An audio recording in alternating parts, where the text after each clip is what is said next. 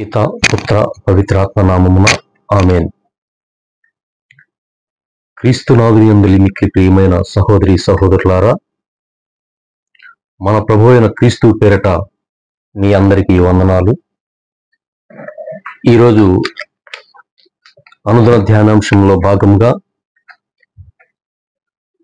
Mark సువార్త 8వ అధ్యాయము 27వ వచనం నుండి 33వ వచనం వరకు మనం చదువుకుందాం.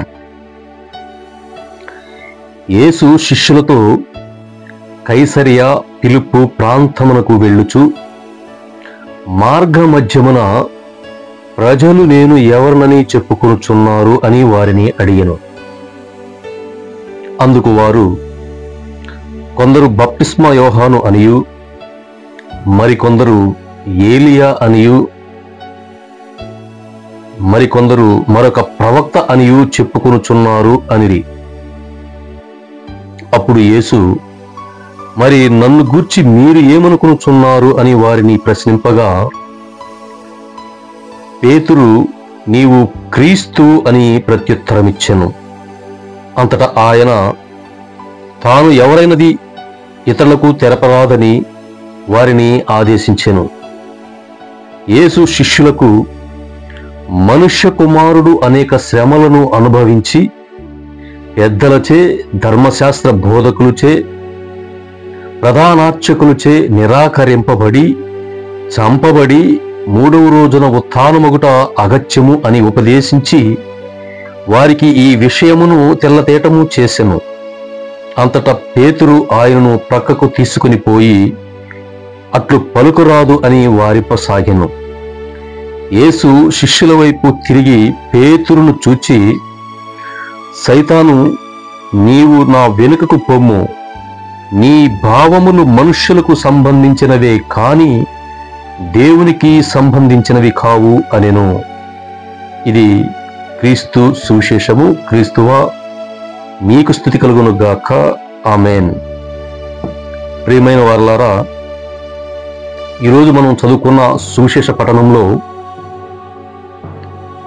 మన ప్రభు అయిన యేసు క్రీస్తులు వారు ఆయన యొక్క శిష్యులు కైసరియా ఫిలిప్పు ప్రాంతమునకు వెళ్ళుచు, అంటే వీరు ఫిలిప్పు ప్రాంతానికి వెళ్ళే మార్గం మధ్యంలో ఒక సంభాషణ జరుగుతూ ఉన్నట్లుగా మనకు కనిపిస్తూ ఉంది. ఏంటి ఆ సంభాషణ అనేది మనం ఈరోజు మనం కొద్దిసేపు ధ్యానించుకోగలిగితే, శిష్యులు అడుగుతూ ఉన్నాడు ప్రభు అయిన యేసుక్రీస్తు వారు, ఈ నన్ను చూచి నా గురించి ఈ ప్రజలు ఏమనుకొనుచున్నారు అని ఒక ప్రశ్న ప్రభు అయిన క్రీస్తు వారు శిష్యులు అడగడం జరిగింది. దానికి ప్రత్యుత్తరంగా శిష్యులు, కొందరు బప్తిస్మా యోహానే అని, కొందరు ఏలియా ప్రవక్తవని, మరికొందరు లేదా ఇంకొక ప్రవక్తవని అనుకొనుచున్నారని వారు చెప్పడం జరిగింది. అయితే వారి సంగతి అలా పక్కన ఉంచితే, మరి నన్ను గురించి మీరేమనుకుంటున్నారని శిష్యుల్ని ప్రశ్న వేయటం జరిగింది. ఎందుకు ఈ ప్రశ్న వేశాడంటే, ఆ శిష్యుడి యొక్క సమాధానం ఆయనకి ఆమోదయోగ్యంగా కనిపించాలంటే ఆయన యందు విశ్వాసం వారిలో కనపడలేదు అన్నట్లుగా మనం అర్థం చేసుకోవాల్సిన అంశంగా మనకి ఇక్కడ కనిపిస్తూ ఉంది. అయితే అప్పుడు పేతురు, నీవు క్రీస్తు అని సమాధానం చెప్పినప్పుడు ఆ మనుష్య కుమారుడు మరణాన్ని గురించి ముందుగానే వారికి అప్పుడు తెలియపరిచినట్లుగా మనకి ఇక్కడ కనిపిస్తూ ఉంది. అయితే నేను క్రీస్తును అనే విషయం మీరు ఎవ్వరికి, అంటే ఇతరులకు ఎవ్వరికి తెలపరాదు అని ఒక ఆజ్ఞ శిష్యులకి వేశాడు. అలాగే మనుష్య కుమారుడు అనేక శ్రమలను అనుభవించి ప్రధానార్చకులచే, పెద్దలచే, ధర్మశాస్త్ర బోధకులచే నిరాకరింపబడి చంపబడి 3వ రోజున ఉత్థానమగుట అగత్యము అని శిష్యులకి ముందుగానే చెప్పాడు. ఇదిగో, మీరు నన్ను క్రీస్తువి అని మీరు నన్ను అనుసరిస్తున్నారు కాబట్టి మీకు ఒక సత్యాన్ని చెప్పాలనుకుంటున్నాను అంటే ఆయన మరణానికి ముందుగానే ఆయన యొక్క మరణాన్ని గురించి శిష్యులకి తెలియపరిచినట్లుగా మనకి వాక్యలేఖనం ద్వారా మనకు కనపరుస్తూ ఉంది. ఏ విధంగా అయినా సరే నన్ను పెద్దలు, ప్రధానార్చకులు, ధర్మశాస్త్ర బోధకులు వీళ్ళందరూ కూడా నన్ను నిరాకరిస్తారు. ఖచ్చితంగా వారు నన్ను చంపుతారు. అంతే ఖచ్చితంగా నేను మళ్ళా తిరిగి 3వ నాడు తిరిగి ఉత్థానమవుతానని శిష్యులకి తెలియపరిచాడు. కానీ శిష్యులు మాత్రం వాళ్ళు గ్రహించకుండానే వెంటనే ఆ మాట అనగానే పేతురు ప్రభువుని పక్కకు తీసుకుపోయి, ప్రభువా మీరు అలా పలకరాదు అని అన్నప్పుడు శిష్యుల వైపు తిరిగి మళ్ళీ పేతురుతోటి ఒక మాట ప్రభువు అయిన క్రీస్తు వారు మాట్లాడినట్టుగా మనకు కనిపిస్తూ ఉంది. సైతాను, నీవు నా వెనుకకి పొమ్ము, నీ భావములు మనుష్యులకు సంబంధించినవే కానీ దేవునికి సంబంధించినవి కావు అని ఒక మాట మాట్లాడాడు. ఎందుకంటే మనుష్య కుమారుని యొక్క మరణ ఉత్థానాన్ని గురించి శిష్యులకి చెప్పినప్పుడు వాళ్ళు గమనించకపోగా వారు పేతురు ఏదో మానవ మాతృకంగా అట్లా జరగటానికి లేదు ప్రభువా అని చెప్తున్నాడే తప్ప ఈయన ఖచ్చితమైన దేవుని కుమారుడు అని అంగీకరించే పరిస్థితుల్లో పేతురు లేడు, వారి యొక్క శిష్యులు కూడా లేరనేది మనం ఈ వచనాల ద్వారా మనం అర్థం చేసుకోవచ్చు. మరి వీళ్ళు విశ్వసించకపోవడానికి కారణం అసలు యేసు ప్రభు ఎవరు అనేది మనం కొద్దిసేపు ధ్యానించుకోవాలి. ఆ రోజు వాళ్ళు తెలియకుండానే వాళ్ళు ఉన్నారు కాబట్టి, అదేవిధంగా ఈ రోజు ఉన్న మనం క్రైస్తవ సమాజం కూడా యేసు ప్రభువుని ఎరగకుండానే అనేక మంది జీవిస్తూ ఉన్నారు. క్రైస్తవులు అవ్వచ్చు, బయట అవ్వచ్చు, అనేక మంది క్రైస్తవుల ప్రతి వారు కూడా క్రీస్తుని గురించి తెలుసుకోలేదు అనడానికి ఎలాంటి సందేహం లేదు. ఎందుకంటే చాలా మంది ఏదో నామమాత్రకంగా క్రైస్తవంలోకి వస్తున్నారే తప్ప క్రీస్తుని గురించి పరిపూర్ణంగా తెలుసుకున్న వారు మరి కొద్ది మంది మాత్రమే ఉంటారని నా యొక్క అభిప్రాయం. అయితే ఈరోజు మన యొక్క ధ్యానాంశం యేసు క్రీస్తు ప్రభువు ఎవరు అనేది మనం హెడ్లైన్ చూసుకోగలిగితే దానికి సమాధానంగా మనకి 1 తిమోతి పత్రిక 2వ అధ్యాయము 5వ వచనంలో పునీత పౌలు గారు మాట్లాడుతూ ఉన్నాడు. ఏమని మాట్లాడుతున్నాడు? దేవుడు ఒక్కడే, దేవునికి మనుషులను ఒకచోట చేర్చు మధ్యవర్తి ఒక్కడే, ఆయనే మనుష్యుడైన క్రీస్తు యేసు అని పునీత పౌలు గారు ఆయన యొక్క శిష్యుడైన కుమారుడు అనబడే శిష్యుడైన తిమోతితో మాట్లాడటం మనకి 1 తిమోతి పత్రిక 2వ అధ్యాయం 5వ వచనంలో కనిపిస్తూ ఉంది. అయితే దేవుడు ఒక్కడే, ఖచ్చితమైన దేవుడు ఒక్కటే. కానీ క్రీస్తు ప్రభు మానవుని రూపంలో భూమి మీదకు వచ్చాడు. అసలు ఎందుకు వచ్చాడు, అసలు ఆయన క్రీస్తు ఎలా అయ్యడానికి ఒక మాట పౌలు గారు ఇక్కడ తండ్రి దేవునికి మనుషులకి మధ్యవర్తిత్వం వహించేవాడే క్రీస్తు ప్రభు అని ఇక్కడ సమాధానం చెప్పాడు. ఇక్కడ మరి ముఖ్యంగా మనం కొద్దిసేపు ఆలోచన చేయగలిగితే మనుష్యునికి దేవునికి మధ్యవర్తి అవసరం ఎందుకు వచ్చింది అనేది మనం కొద్దిసేపు ధ్యానించుకునే ప్రయత్నం చేద్దాం. ఇది మనం ఆది కాండం నుంచి మనం చూసుకోగలిగితే ఆది కాండంలోనే దేవుడు మనకు ఒక మాట చెప్పాడు. 9వ అధ్యాయము 5-6 వచనాలలో నోవాహుతో మాట్లాడేటప్పుడు ఈ మాటలు పలికినట్లుగా మనకు అనిపిస్తూ ఉన్నాయి. ఆది కాండము 9వ అధ్యాయము 5-6 వచనాలు. మనుష్యుని ప్రాణమునకు మనుష్యుని బాధ్యునుగా చేసెను. ఏం మాట్లాడుతూ ఉన్నాడంటే మనుష్యుని యొక్క ప్రాణానికి మనుష్యుడే బాధ్యుడు. ఇంకోటి, నెత్తురు చిందించు వారు దేవునికి జవాబుదారులుగా ఉంటారు.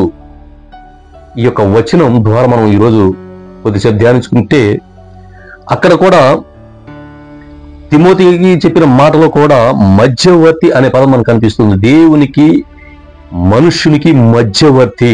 అసలు ఈ మధ్యవర్తిత్వం అవసరం ఏంటి అని మనం చూసుకుంటే నెత్తురు చిందించే వారు దేవునికి జవాబుదారులుగా ఉంటారని కూడా దేవుడు ఆది కాండంలో మనకు మాట్లాడడం జరిగింది.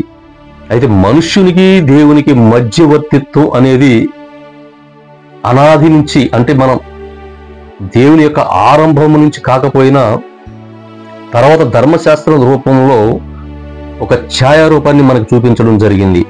ఏంటి? ప్రతి మనిషి, ప్రతి ఒక్క మానవుడు పాపం చేస్తూనే ఆ పాప పరిహారం కోసం ఆ రోజున ధర్మశాస్త్రంలో దేవుడు వారికి బలులు అర్పించే విధానాన్ని ప్రవేశపెట్టినట్లు మనం చూస్తూ ఉంటాం. ఆ రోజు పాత నిబంధనలో ఆ ఇశ్రాయేలీ ప్రజలు పాపం చేయటం, దానికి పరిహారంగా ఒక ఎద్దునో ఒక కోడినో తీసుకొచ్చి బలిచ్చి బలిపీఠం మీద రక్త ప్రోక్షణం చేయటం, ఈ బలుల సమర్పణ ఒక ఛాయ రూపంలో దేవుడు మనకి ముందుగానే చూపించినట్లుగా మనకు తెలుసు. అయితే అది మానవుని యొక్క పాపానికి శాశ్వత పరిష్కారం కాదనేది మనం గ్రహించాలి. ఇక్కడ ఎందుకు మాట్లాడుతున్నానంటే ఆ మాట ఆదికాండం 9వ అధ్యాయం 5-6 వచనాల్లో దేవుడు మాట్లాడినప్పుడు నెత్తురు చిందించువారు దేవునికి జవాబుదారులుగా ఉంటారు అనే మాట మాట్లాడాడు. ప్రియమైన సహోదరి సహోదరులారా, ఇక్కడ మనం గమనించాల్సిన అంశం, మానవుని యొక్క పాపం పరిపూర్ణంగా పరిహరించబడాలి అంటే మానవుని యొక్క రక్తమే చిందించబడాలి. ఆ మానవుడే దేవుడికి, ప్రజలకి జవాబుదారుగా ఉండాలని దేవుడు మొట్టమొదటిలోనే మాట్లాడాడు. ఈరోజు ధ్యానాంశంలో కూడా అదే పౌలు గారు మాట్లాడుతూ ఉన్నాడు. మనుషులను దేవుడును ఒక్కచాట చేర్చు మధ్యవర్తి క్రీస్తు యేసు అని మాట్లాడాడు. అంటే ప్రతి మానవుడు సమాజంలో అనేక రకాలుగా పాపాలు చేస్తూ ఉన్న క్రమంలో ఆ రోజు ఉన్న బలులు సమర్పించే వాళ్ళు తర్వాత కాలక్రమేణా అది బలులు సమర్పించకపోవడానికి కారణం ఏంటంటే ఆయన యొక్క కుమారుణ్ణి మానవుని యొక్క పాపాన్ని పరిహరించి ఆయన దగ్గర చేర్చుకోవడానికి దేవుడే మన మీద ప్రేమ ఉంచి ఆయన యొక్క కుమారుణ్ణి భూమి మీదకి పంపించినట్లుగా మనం గ్రహించాలి. ఇదంతా మనకు తెలుసు. మానవుని యొక్క పాప పరిహారం కావాలంటే మానవుని యొక్క రక్తమే చిందించాలి అని దేవుడు మాట్లాడాడు. కాబట్టి తర్వాత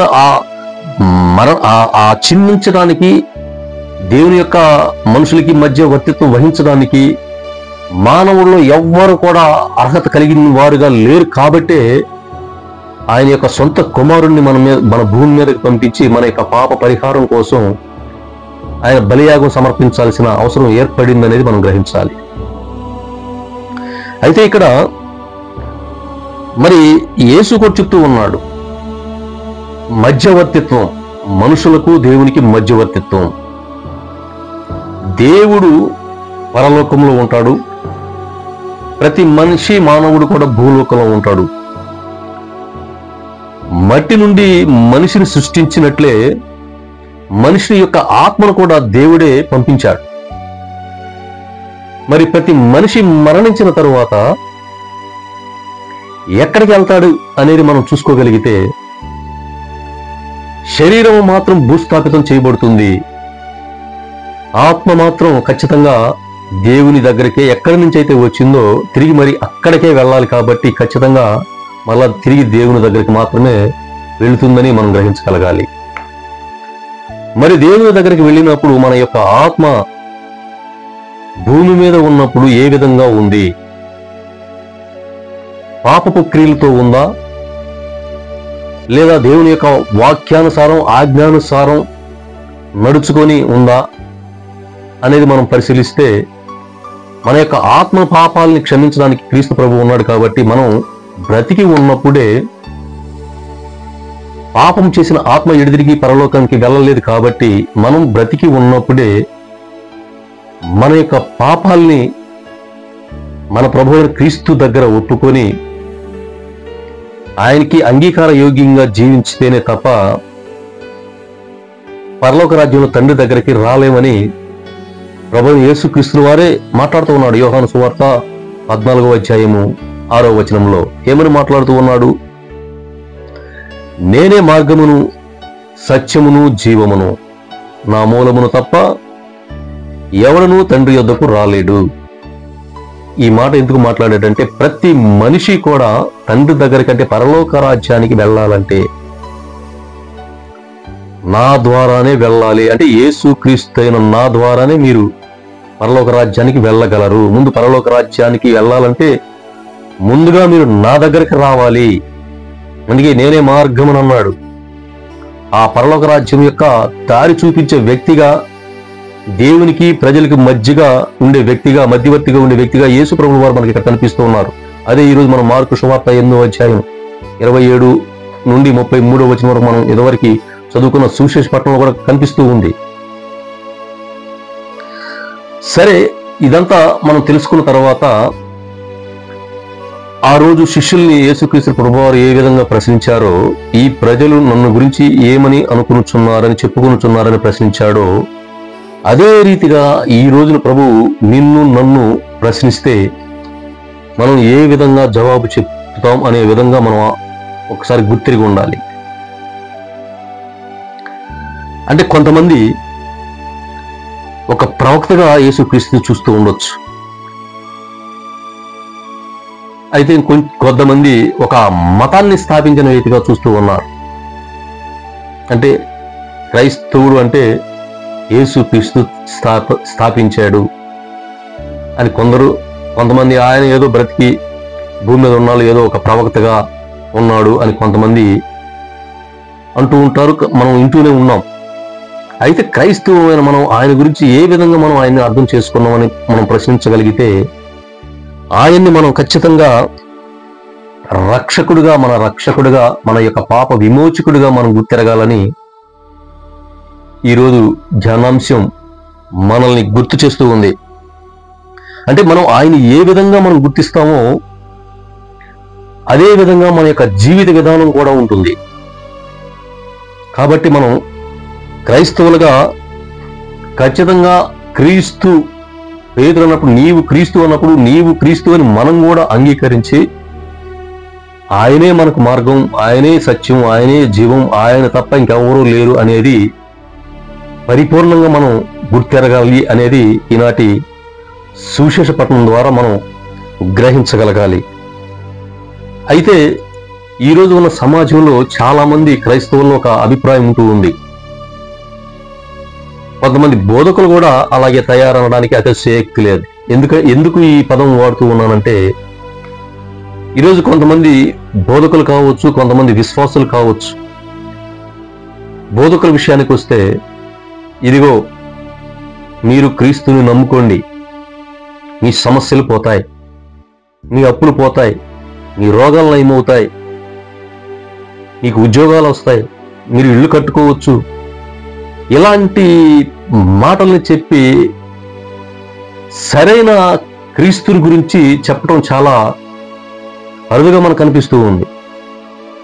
క్రీస్తు మన యొక్క పాప విమోచకుడిగా వచ్చి మన పాపాలు విమోచించి తండ్రి దేవునికి మనకి మధ్య వారసుడిగా క్రీస్తు ప్రభువు ఉన్నాడమ్మ. క్రీస్తు ప్రభువుని ఆ విధంగానే విశ్వసించాలి తప్ప మన యొక్క అవసరాల కోసం క్రీస్తుని విశ్వసించడానికి లేదని చెప్పే బోధకుడు ఎంతమంది ఉన్నారో మనం చూసుకుంటే చాలా మంది లేరనే చెప్పాలి.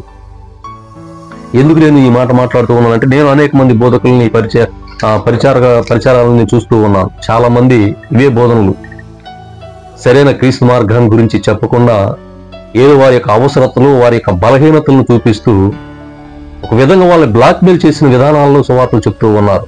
ఇది ఎన్నటికీ కూడా క్షమించడానికి నేరంగా దేవుడు పరిగణిస్తాడనేది నా అభిప్రాయం. అలాంటి సందేహాల్లో నుంచి విశ్వాసులు కూడా బయటకు రావాలి. అంటే సత్యాన్ని తెలుసుకోవాలి. చెప్పాడు, సత్యం, మార్గం, జీవం అన్నాడు.